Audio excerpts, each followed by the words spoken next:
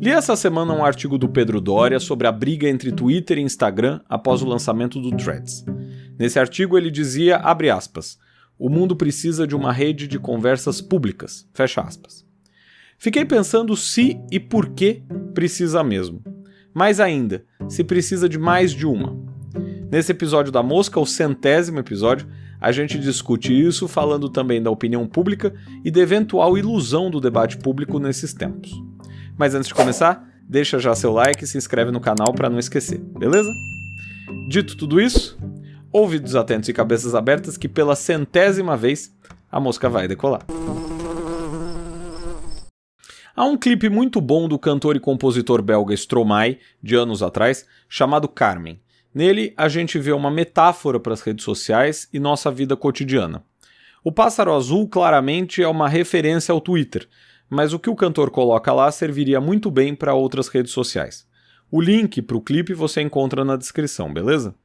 Pois bem, desde o surgimento do Orkut e do Facebook em meados dos anos 2000, a maneira como a sociedade age foi alterada. Essas duas redes sociais iniciaram um processo de diálogo público que ganhou força definitiva anos mais tarde com o Twitter, que por sua formatação fez surgir um debate social mais amplo ao colocar em um mesmo espaço a opinião de políticos, famosos e de anônimos.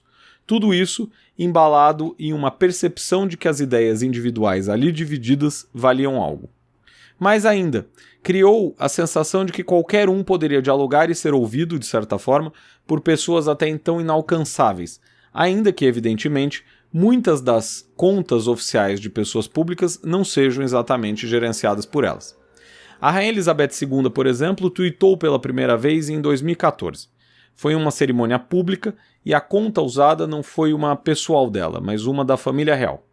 Não duvido que tenha sido a primeira e única vez que ela fez isso. O Papa também tem um Twitter, @Pontifex. De igual modo, não imagino Francisco lá no Vaticano mexendo no aplicativo.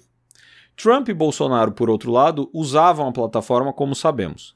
Se eram eles, sempre eles, ou raramente eles, não temos como saber. Mas é fato que o Twitter virou uma marca de suas administrações. Tanto é que quando ele foi vendido, a direita comemorou porque pensou que a plataforma daria mais espaço para essas correntes de pensamento. Tinham até certa razão, né, como vemos agora. Enfim, ainda que o Twitter se apresente em larga medida como uma praça pública, remetendo aqui à ideia de ágora grega, ou seja, aquele espaço onde se discute a vida da cidade, da sociedade, fiquei me questionando sobre os desdobramentos do argumento de Pedro Doria quando disse que o mundo precisa desse tipo de ferramenta. Isso porque o Twitter cria uma ideia de que ali está representada toda a sociedade, uma representação, portanto, da opinião pública. Pois bem, durante muito tempo, a opinião pública foi representada sobretudo pelos meios de comunicação, meios esses que em estados democráticos apresentariam idealmente linhas editoriais nem sempre convergentes. No entanto, atualmente não podemos mais dizer que a sociedade funciona assim. Nesse sentido, as redes sociais desempenham um papel relevante na criação dessa chamada opinião pública, certo? Ok, se partirmos daí, temos então a ideia de que o debate democrático está mais intenso e mais bem representado, uma vez que não cabe mais apenas à imprensa tradicional ser porta-voz dos anseios populares. Mas a questão que se coloca é: está mesmo?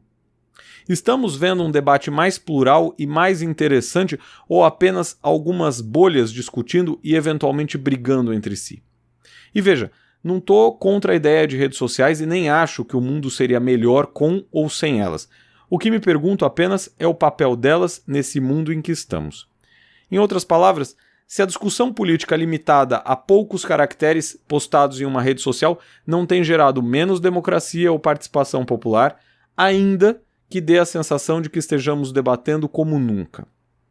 E aí surge o Threads, novo microblog ligado ao Instagram e que pode eventualmente significar o fim do monopólio do Twitter nesse segmento. Uma aparente boa jogada, considerando que depois que Elon Musk comprou a plataforma, algumas das mudanças não estão agradando aos usuários. Entre elas, essa percepção de que a rede poderia dar mais espaço para o discurso da direita, o que incluiria aí os extremistas, valendo-se da ideia de que não deve haver na plataforma restrições à liberdade de expressão. Se isso for real, a ponto de fazer o Twitter perder os usuários que não compactuam com essa linha de pensamento, deixando assim a rede para os mais conservadores, podemos ter no futuro plataformas norteadas, ainda que involuntariamente, pela ideologia dos usuários, o que seria ainda mais pobre para o debate político e mais perigoso. Ou seja, o aumento exponencial de diálogo não necessariamente nos levou a uma sociedade mais democrática. A segmentação dos usuários tampouco nos levaria. Isso, evidentemente, se esse cenário hipotético se materializar.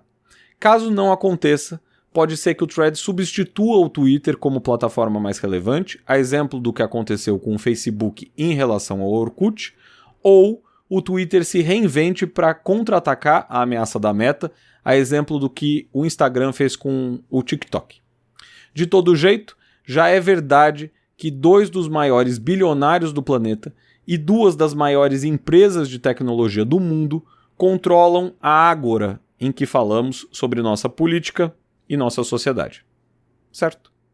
Por hoje é tudo. Se você curtiu o 100º voo da mosca, não esqueça de deixar seu like, comentário, ativar o sininho e se inscrever no canal. A gente se vê no próximo vídeo.